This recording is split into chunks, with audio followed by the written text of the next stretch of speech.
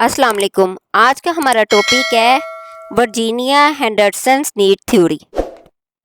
इस वीडियो में हम डिस्कस करेंगे ऑब्जेक्टिव्स आर बैकग्राउंड और introduction, theory background, Henderson philosophy, assumptions, four major concept, the 14 components of the theory, Henderson's 14 component versus Maslow hierarchy of needs, analysis, strength, weakness, application.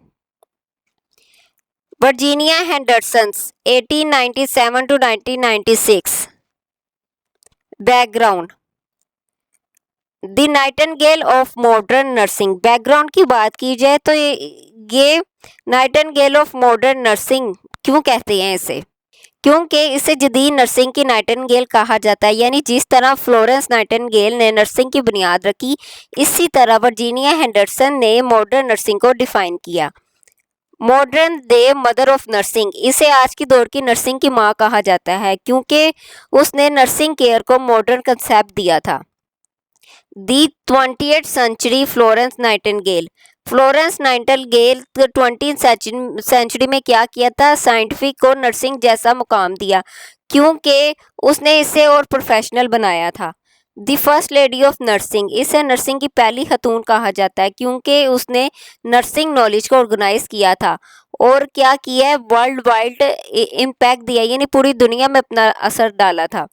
First truly international nurse, वो पहली ऐसी nurse थी जिनका नज़रिया पूरी दुनिया में एक्सेप्ट किया गया, यानी माना गया, सिर्फ एक मुल्क तक महदूद नहीं था। अब इनके अर्ली लाइफ की बात की जाए तो ये नवंबर 30, 1897 को कंसास सिटी मिसूरी में पैदा हुई, यूएसए में। उन्होंने क्या किया, एक डिप्लोमा रिसीव किया नर्सिंग में। कहाँ से? Army school of nursing at Walter Reed hospital, Washington DC in 1921। यानी 1921 में उन्होंने आर्मी स्कूल ऑफ नर्सिंग से डिप्लोमा लिया जो कि वाल्टर रीड हॉस्पिटल में था।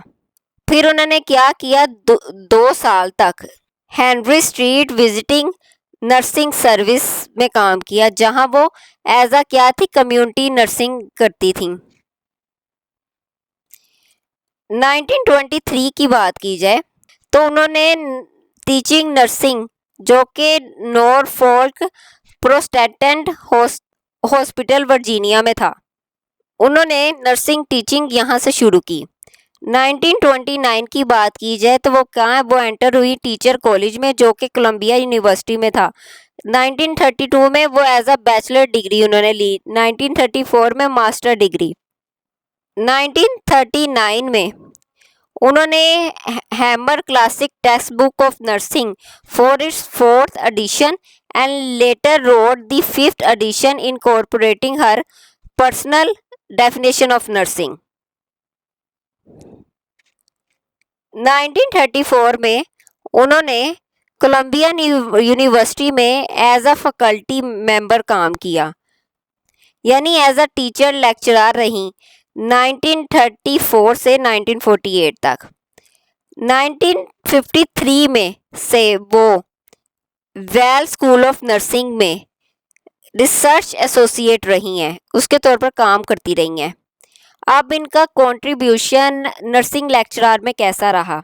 इनको रिकॉग्निशन मिली, कैसे? Recipient of numerous recognitions appreciation, यानी इन्हें नर्सिंग फील्ड में बहुत से अवार्ड और ऑनर मिले। Her work influence the nursing professional through out the world, a well known nursing educator and a prolific productive creative author. 1979 में Connecticut nurses association ने इनके नाम पर अवार्ड दिया, ठीक है, Virginia Henderson award for outstanding contribution to nursing research.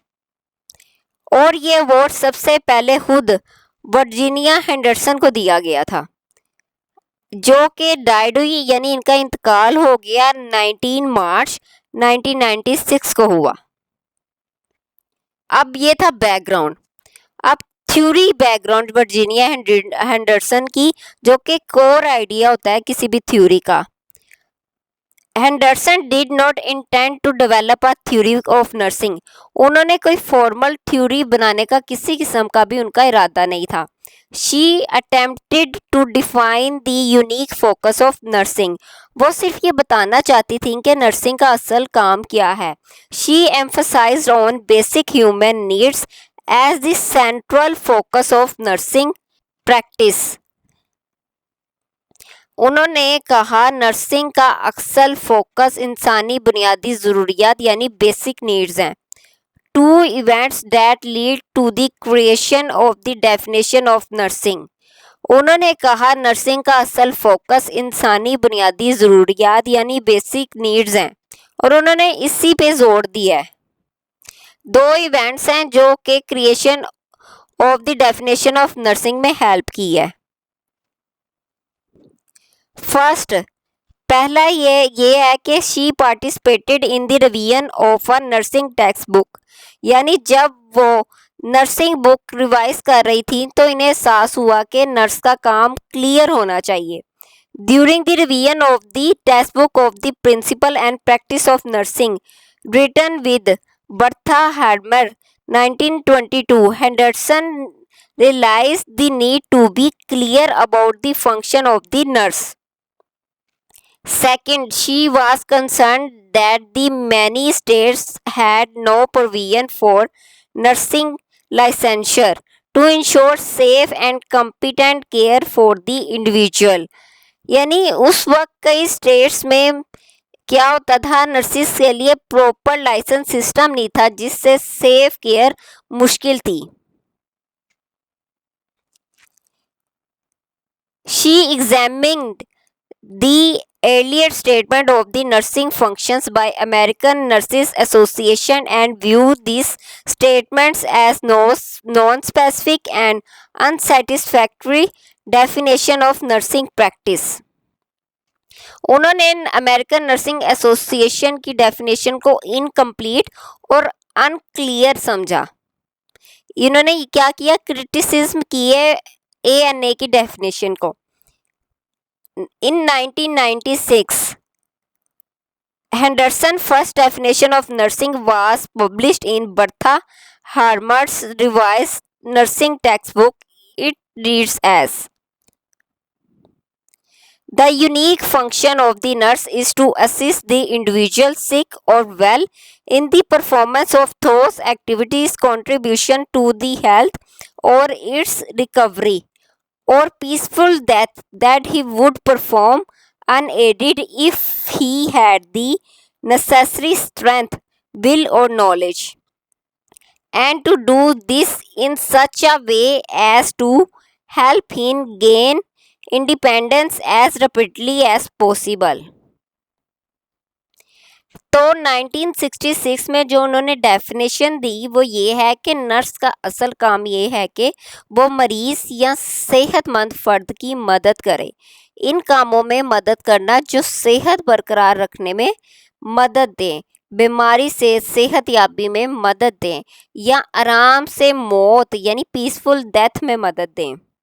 फिर उन्होंने क्या कहा, दैट ही वुड परफॉर्म, यानी वो काम जो इंसान खुद कर सकता था अगर इसमें ताकत हो यानी स्ट्रेंथ हो, ताकत हो, इरादा हो या इल्म होता।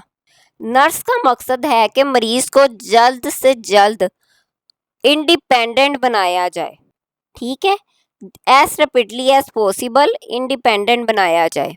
तो आप ये कह सकते हैं वर्जीनिया हेंडरसन के मुताबिक नर्स का काम बेसिक नीड्स करना है ताकि वो अपनी सपोर्ट मरीज को दे और मरीज जल्द से जल्द इंडिपेंडेंट हो जाए। हेंडरसन फिलोसफी क्या है? She emphasize the importance of increasing the patient independence so that progress after hospitalization would not be delayed. She described the nurse's role as substitutive doing for the person, supplementary helping the person, complementary working with the person. कहता है वो ये बात बहुत ज़्यादा emphasise करती थी कि नर्स का असल मकसद ये है कि मरीज़ को ज़्यादा से ज़्यादा इंडिपेंडेंट बनाया जाए ताकि हॉस्पिटल से डिस्चार्ज के बाद इसकी जो रिकवरी है वो डिले ना हो। यानी मरीज़ हमेशा डिपेंडेंट ना रहे, जल्द खुद काम करने के काबिल हो जाए। जो नर्सिस के रोल हैं वो 3 उन्होंने दिए हुए हैं। सबसे पहले है सब्स्टिट्यूटिव रोल। इसका मतलब होता है कि नर्स खुद मरीज का काम करे जब मरीज बिल्कुल कमज़ोर हो। मिसाल के तौर पर मरीज खड़ा नहीं हो सकता, ठीक है, नर्स इसकी केयर करे। सब्स्टिट्यूटिव का मतलब है मरीज की जगह काम करना, रिप्लेसमेंट देना। सप्लीमेंट्री यानी हेल्पिंग द पर्सन। इसमें नर्स मरीज की मदद करती है लेकिन मुकम्मल काम खुद नहीं करती। जैसे मरीज थोड़ा चल सकता है, नर्स बस सपोर्ट दे रही है। मरीज खुद खा सकता है, नर्स असिस्ट कर रही है। तो सप्लीमेंट्री का क्या मतलब है? मदद प्लस यानी हेल्प प्लस इन्हेंसमेंट यानी काम बेहतर बनाना। कंप्लीमेंट्री रोल, इसमें नर्स और मरीज दोनों मिलकर काम करते हैं। एग्जाम्पल आप ऐसे ले सकते हैं कि नर्स एक्सरसाइज और पेशेंट और मरीज को गाइड करती है। रिहैबिलिटेशन में साथ साथ काम करना, यानी कम्प्लीमेंट्री में होता है कि मरीज की एबिलिटीज को इन्हेंस किया जाता है with the goal of helping the person become an independent as possible. Substitutive means able to act as replacement or substitute. Supplementary, completing or enhancing something. Complementary, to combine and enhance the qualities of each other. तो Henderson philosophy क्या थी कि patient को एक तो इस काबिल बनाना कि वो डूइंग फॉर द पर्सन, फिर क्या हेल्पिंग द पर्सन और वर्किंग विद द पर्सन। अब अजम्पशंस की बात करते हैं। अजम्पशन क्या है? मफरूज़ा। The major assumptions of the theories are nurses care for patients until patient can care for themselves one again. ठीक है, नर्स मरीज की केयर तब तक करती है जब तक वो खुद अपनी केयर ना कर सके। मकसद क्या है? इंडिपेंडेंस हासिल करवाना। Patients decide to return to health, हर मरीज चाहता है वो दोबारा सेहतमंद हो जाए, यानी हीलिंग पैटर्न का नेचुरल गोल है ये। Nurses are willing to serve and that nurses will devote themselves to the patient day at night. यानी नर्सें जो सी होती हैं, नर्सेज मरीज की खिदमत के लिए हर वक्त तैयार रहती हैं, यानी dedication 24/7 care attitude. Henderson also believes that the mind and body are inseparable and are interrelated. इंसान का जिस्म और जहन अलग नहीं है, दोनों आपस में जुड़े हुए हैं। मिसाल के तौर पर स्ट्रेस बीमारी जिस्मानी बीमारी हो गई, पेन जैसे मेंटल एंजाइटी हो गई। Mind plus body is equal to connected system, ये इसको कहा जाता है। ये माइंड और बॉडी दोनों क्या है? कनेक्टेड सिस्टम है। Henderson also believed that the mind and body are inseparable and are interrelated, यानी दोनों का आपस में कनेक्शंस होता है। Assumptions is equal to a thing that is accepted as true or as certain to happen without proof, यानी वो बातें हैं जिन्हें हम सच मान लेते हैं प्रूफ के बगैर ही।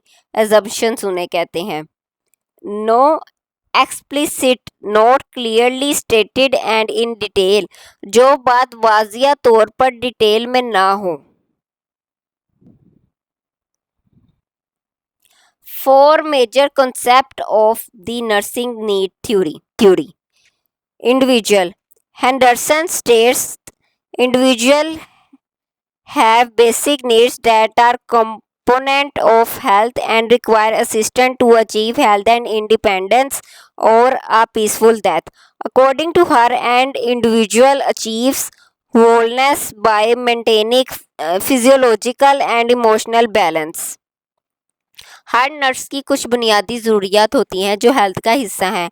नर्स का काम है इन नीड्स को पूरा करने में मदद करना, पेशेंट को इंडिपेंडेंट बनाना या पीसफुल डेथ में सपोर्ट करना। इंसान मुकम्मल तब होता है, यानी होलनेस तब होती है जब फिजिकल बैलेंस हो, ठीक है, इमोशनल बैलेंस दोनों बरकरार रहे, यानी मेंटेन करे। She defined the patient as someone who needs nursing care but did not limit nursing to illness care. Her theory presented the patient as a sum of part with biopsychosocial needs, and the mind and body are inseparable and interrelated. Patient की definition आप ये ऐसे कर सकते हैं, सिर्फ बीमार इंसान नहीं होता बल्कि ऐसा शख्स होता है जो कि नर्सिंग केयर चाहता हो। इसमें इलनेस आ जाती है, हेल्थ आ जाती है और प्रिवेंशन, ये सारी चीज़ें आती हैं। बायो साइकोसोशल नीड्स में होती है, इंसान की ज़रूरियात 3 हिस्सों में डिवाइड होती है, बायो, साइको और सोशल, ठीक है। अब इसमें फैक्टर्स होते हैं biological factors, social factors, psychological factors. Biological factors में आ जाते हैं टिश्यू डैमेज या डिसीज, पेन इंटेंसिटी या pain quality, physical functional interference, sleep disturbance, यानी बायो फैक्टर्स आ जाते हैं। सोशल फैक्टर में आ जाती हैं रिलेशनशिप वगैरह, जैसे इंटरपर्सनल रिलेशनशिप्स, वर्क या disability, culture influences, environmental factors. Psychological factors में आ जाते हैं emotional distress, attention, attitudes and beliefs, coping skills, pain catastrophizing, यानी जब मरीज दर्द को बहुत ज़्यादा बढ़ा चढ़ाकर महसूस करे या बयान करे ना, तो उसे कहते हैं ये। मिसाल के तौर पर ये दर्द कभी ख़त्म नहीं होगा, ये बहुत ख़तरनाक है, यानी नेगेटिव थिंकिंग अबाउट पेन। काइनेसियोफोबिया, यानी मूवमेंट से डर लगना, क्योंकि दर्द बढ़ने का खौफ होता है। असर क्या है, मरीज एक्सरसाइज नहीं करता, रिकवरी स्लो हो जाती है। ये रिहैबिलिटेशन में बहुत बड़ा प्रॉब्लम है ये। यानी बायोलॉजिकल फैक्टर में बायो रिलेटेड या उसके टिश्यू डिसीज या उसके फिजिकल फंक्शंस इंटरफेरेंस हो, नींद डिस्टर्ब हो। सोशल फैक्टर्स में होता है कि कल्चर, इन्वायरमेंटल, इंसान के अपने रिलेशनशिप, उसका जो वर्क है और डिसेबिलिटी है, ये आता है। साइकोलॉजिकल फैक्टर्स में उसकी खुद की साइकी आ जाती है, उसके इमोशनल, उसका टेंशन, उसके बिलीव, एटीट्यूड, कोपिंग स्किल्स और इसकी पेन को फील करना और मूवमेंट से डर लगना। Pain catastrophizing is the tendency to describe a pain experience in more exaggerated terms. I kept thinking this is terrible, or I thought that it was never going to get better. तो ये क्या है कि कैटास्ट्रोफिया, ये जब मरीज दर्द को बहुत ज़्यादा बढ़ा चढ़ाकर महसूस करे या बयान करे कि ये दर्द कभी ख़त्म नहीं होगा, यह बहुत ज़्यादा ख़तरनाक है। Kinesiophobia is a term used in the context of rehabilitation, medicine, and physical therapy to describe people's fear of pain due to movement, a factor that hinders rehabilitation and actually prolongs disability and pain. This fear of movement can be a factor in increased time to return to participation and in pre-injury activities. It has been shown that higher levels of kinesiophobia are linked to a lack of re-entry into pre-injury activities. काइनेसोफेबिया कहते हैं movement से डर लगना, क्योंकि दर्द बढ़ने का खौफ होता है। असर ये होता है कि पेशेंट एक्सरसाइज नहीं करता, रिकवरी स्लो हो जाती है और रिहैबिलिटेशन में बहुत ज़्यादा प्रॉब्लम कॉज करती है। एनवायरनमेंट, माहौल, setting in which an individual learns unique pattern for learning, यानी वो हालात और असरात जो इंसान पर असर डालते हैं उसकी डेवलपमेंट की ज़िंदगी में शामिल होता है। all external conditions and influencing that affect life and development। तमाम एक्सटर्नल फैक्टर और इसके असरात जो कि ज़िंदगी पर और डेवलपमेंट पर असरअंदाज होते हैं। Individuals in relation to family minimally discusses the impact of community on individual and family। Basic nursing care involves providing conditions under which the patient can perform the 14 activities unaided। यानी environment में ये कहते हैं कि वो हालात और असरात हैं जो इंसान पर असर डालते हैं। इसमें उसके घर का माहौल आ जाता है, फैमिली आ जाती है, कम्युनिटी आ जाती है।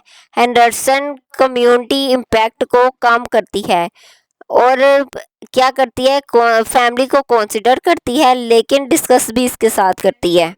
इसमें वो कहता है कि बेसिक नर्सिंग केयर का मतलब होता है मरीज को ऐसी कंडीशंस देना है ताकि वो अपनी 14 एक्टिविटीज़ को परफॉर्म कर सके, खुद कर सके। इससे हेल्थ, ये है हेल्थ के कॉन्सेप्ट।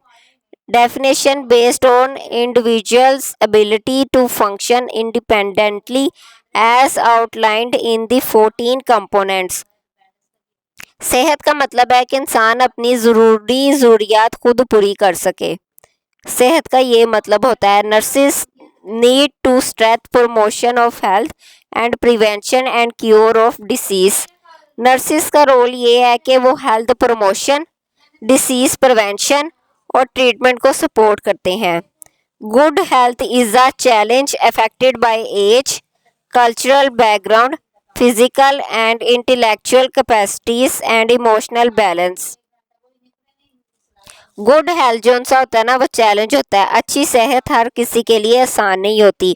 इसमें एज, कल्चरल बैकग्राउंड आ जाता है, फिजिकल एबिलिटी आ जाती है और इमोशनल बैलेंस आ जाता है और इंटेलेक्चुअल कैपेसिटी भी आ जाती है, यानी सब असरअंदाज होते हैं। Is the individuals able to meet this need independently.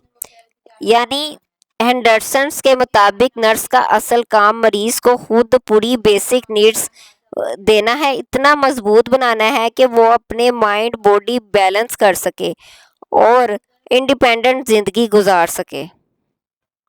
Nursing temporarily assisting an individual who lacks the necessary strength, will and knowledge to satisfy one or more of 14 basic needs। Nurse का काम ये है कि वो आर्जी तौर पर temporary इस मरीज की मदद करे जो कमज़ोर हो, जिसकी विल ना रखता हो, नॉलेज ना रखता हो, ताकि वो अपनी 14 बेसिक नीड्स में से एक या ज़्यादा नीड्स पूरी ना कर पा रहा हो। Assist and support the individual in life activities and the attainment of independence। Nurse मरीज को ज़िंदगी के कामों में मदद और सपोर्ट देती है ताकि वो इंडिपेंडेंट हो सके और अपनी ज़िंदगी खुद मैनेज कर सके, यानी goal is equal to independent. Nurse serve to make patient complete whole independent, ताकि वो क्या गोल क्या है, इंडिपेंडेंट हो सके। यानी नर्स का असल मकसद है कि पेशेंट को होल यानी मुकम्मल बनाए, कंप्लीट बनाए यानी जिस्मानी और ज़हनी तौर पर बेहतर बनाए, और इंडिपेंडेंट मीन उसको इंडिपेंडेंट करे। Nurse is expected to carry out physician therapeutic plan. Nurse से तवक्को की जाती है कि वो डॉक्टर के ट्रीटमेंट प्लान को फॉलो करे, जैसे कि मेडिसिन देना और इंजेक्शन लगाना, ट्रीटमेंट इम्प्लीमेंट करना। Individualise care is the result of the nurse creativity in planning for care. Nurses should have knowledge to practice individualized human care and should be scientific problem solver। यानी nurse से तवक्को की जाती है कि वो doctor के ट्रीटमेंट प्लान को फॉलो करे और नर्स हर मरीज की केयर, इंडिविजुअल केयर क्या है, हर मरीज की केयर जो सी होती है ना वो डिफरेंट होती है। इसका मतलब होता है हर पेशेंट को सेम ट्रीटमेंट नहीं दिया जाता, केयर प्लान से क्रिएटिविटी की जाती है। नर्सिस जो सी है, नर्सिस के पास नॉलेज होना चाहिए ताकि वो पेशेंट की इंडिविजुअल ह्यूमन केयर कर सके, यानी कि पेशेंट की प्रॉब्लम को समझ सके और साइंटिफिक तरीके से इसको हल कर सके, क्रिटिकल थिंकिंग कर सके। In the nature of nursing, nurse role is to get inside the patient's skin and supplement his strength, will, or knowledge according to his needs. Nurse को चाहिए कि वो पेशेंट की हालत को समझे, इसके दर्द को फील करे, इसकी नीड्स को समझकर केयर करे, यानी empathy plus understanding plus support. अब बात करते हैं 14 कंपोनेंट्स ऑफ द थ्योरी की। इसमें आ जाता है physiological needs, over arching care, psychological या सोशल नीड्स। फिजियोलॉजिकल नीड्स में ये आता है ब्रीथ नॉर्मली, मरीज को नॉर्मल सांस लेने में मदद देना, मिसाल के तौर पर oxygen therapy. Eat and drink adequately, eat and drink adequately यानी मुनासिब ग़िज़ा और पानी लेना, ये इससे क्या होता है, न्यूट्रिशन मेंटेन होती है। एलिमिनेट बॉडी वेस्ट, जिस्म से वेस्ट खारिज करना, या जैसे कि यूरिन या स्टूल वगैरह। मूव एंड मेंटेन पोस्चर, जिस्म को हरकत देना और सही पोस्चर रखना ताकि जो बेड रेस्ट की कॉम्प्लिकेशंस है ना उससे बचा जा सके। स्लीप एंड रेस्ट, नींद और आराम लेना प्रॉपर, इससे क्या होती है, हीलिंग होती है। ड्रेस मेंटेन बॉडी टेम्परेचर, क्या बॉडी का टेम्परेचर जो है ना मेंटेन करना, यानी कोल्ड या फीवर कंट्रोल को कंट्रोल करना। कीप क्लीन, यानी कि जिस्म को साफ रखना और स्किन की हिफाजत करना, जिसे क्या कहते हैं, hygienic care. Overarching care या biological psychological focus, Virginia Henderson. Breathe normally, eat and drink adequately, eliminate body waste, move and maintain desirable posture, sleep and rest, select suitable clothes, dress या undress. इसमें क्या होता है कि dress यानी कि मुनासिब कपड़े पहनना और उतारना, ठीक है। Maintain body temperature with in adjusting clothing and modified environment, इसमें ये होता है कि मॉडिफाई करना यानी इन्वायरमेंट में चेंजिंग थोड़ी बहुत लेके आना। साइकोलॉजिकल या social needs, select suitable clothes, communicate emotions, worship, work with accomplishment, play या रिक्रिएशन, लर्न या डिस्कवर। तो ये थे साइकोलॉजिकल या सोशल नीड्स, जिसमें सुटेबल क्लोथ सेलेक्ट किए जाते हैं, कम्युनिकेट किया जाता है, इमोशंस को कंट्रोल किया जाता है, इबादत की जाती है और वर्क विद अकॉम्प्लिशमेंट की जाती है, प्ले या रिक्रिएशन किया जाता है, लर्न या न्यू चीज़ डिस्कवर की जाती है। फिजियोलॉजिकल कंपोनेंट्स, फिजियोलॉजिकल कंपोनेंट्स की बात की जाए तो इसमें 9 आते हैं। फर्स्ट आता है breathe normally, second eat and drink adequately, third eliminate body waste, जिसमें स्टूल यूरिन वगैरह आ जाता है। Move and maintain desirable postures, fifth sleep and rest, six select suitable clothes, dress and undress, seven maintain body temperature within normal range by adjusting things and modifying environment. 8. Keep the body clean and well groomed and protect the integument. 9th. Avoid dangers in the environment and avoid injuring others. Physiological components में खाना पीना और ये हिफाजत और जिसे कहते हैं एलिमिनेशन, ये तमाम चीजें फिजियोलॉजिकल कंपोनेंट्स में आ जाती हैं।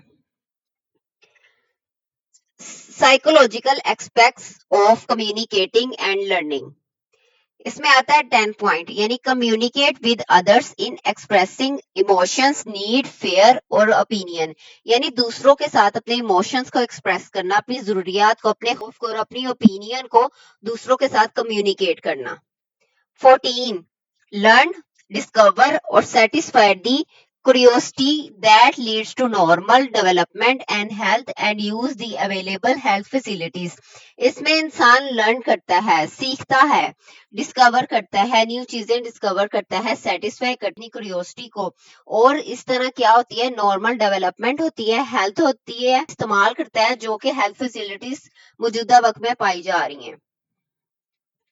स्पिरिचुअल एंड मॉरल, 11 है worship according to one's faith, यानी इंसान अपनी जो इबादत है, जैसे मुसलमान है अल्लाह ताला की इबादत करेगा, हिंदू होगा तो बुद्ध प्रस्त की इबादत करेगा, इस तरह अपने वर्शिप अकॉर्डिंग टू फेथ इबादत की जाती है।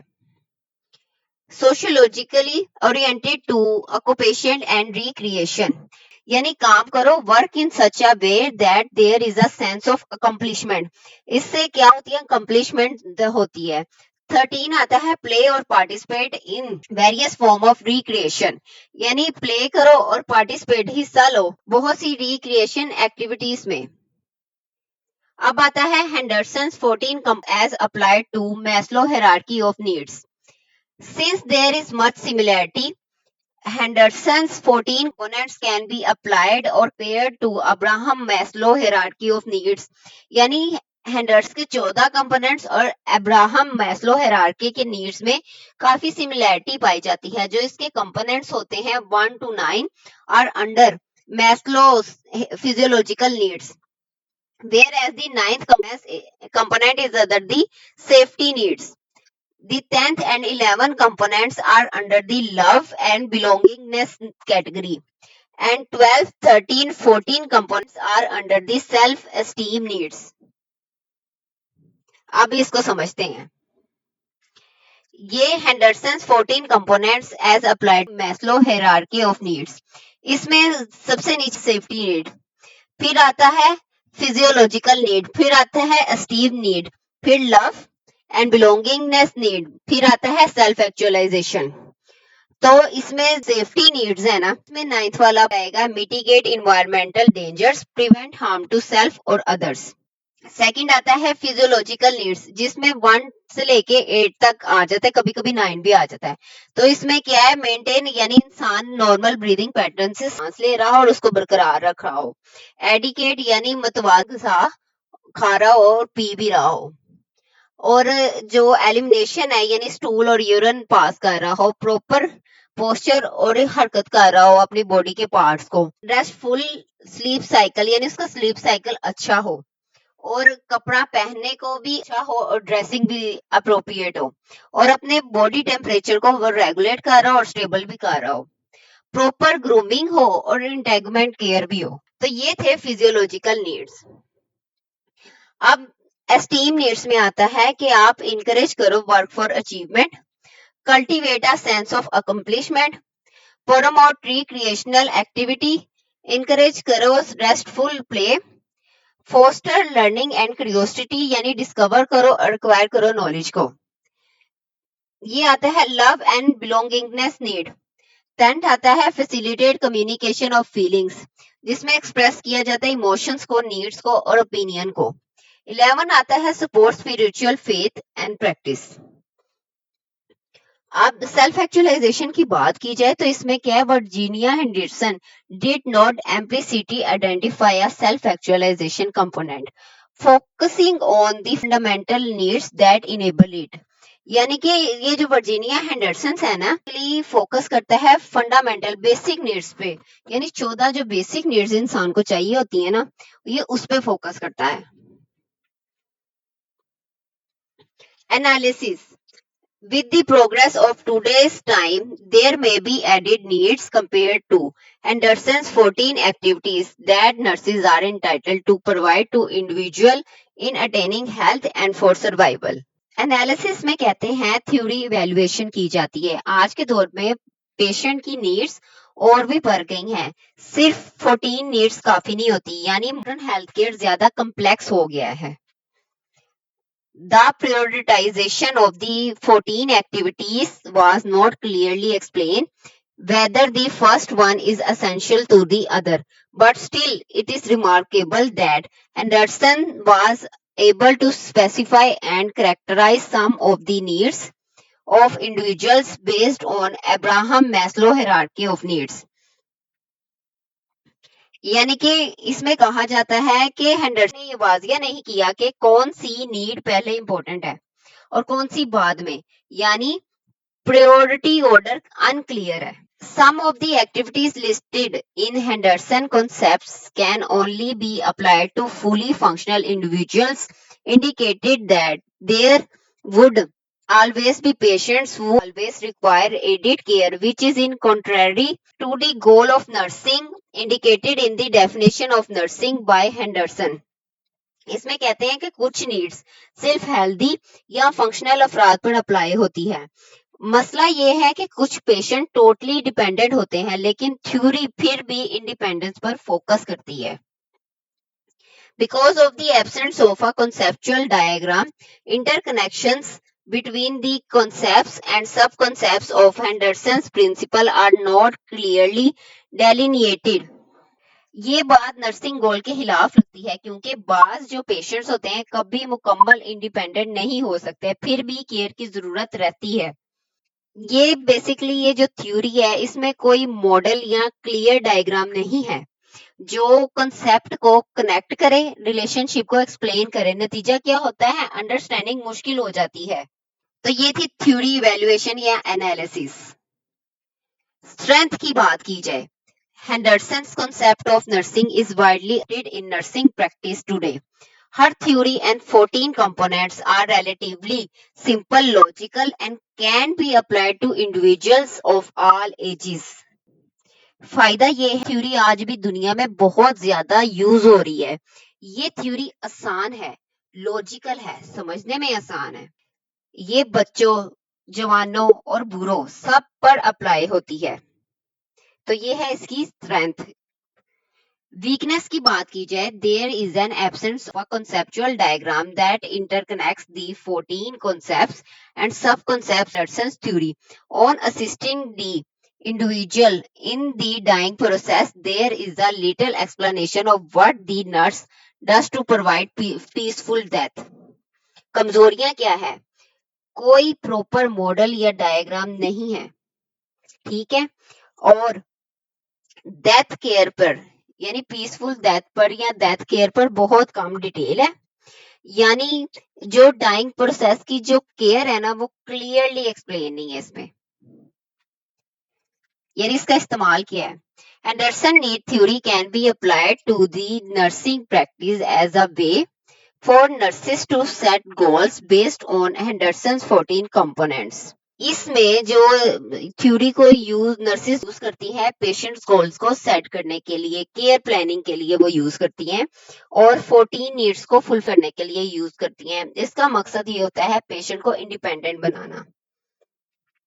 Meeting the goal of achieving the 14 needs of the client can be a great basis to further improve one's performance towards nurse care. तो इससे क्या केयर अच्छी की मिलती है और पेशेंट इंडिपेंडेंट अचीव करने की कोशिश करता है। In nursing research, each of her 14 fundamental concepts can serve as a basis for research, although the statements were not written in testable, यानी हर 14 कंपोनेंट्स को रिसर्च के लिए यूज किया जा सकता है, लेकिन स्टेटमेंट जो होता है टेस्टेबल फॉर्म में क्लियरली रिटन नहीं होती। यानी सिंपली आप कह सकते हो हेंडरसन की जो थ्योरी है वो मैस्लो के साथ क्लोजली रिलेटेड है। इसमें 14 बेसिक नीड्स को ह्यूमन नीड्स के मुख्तलिफ लेवल में डिवाइड किया जा सकता है। तो ये थी Virginia Henderson need theory. Video देखने का बहुत शुक्रिया।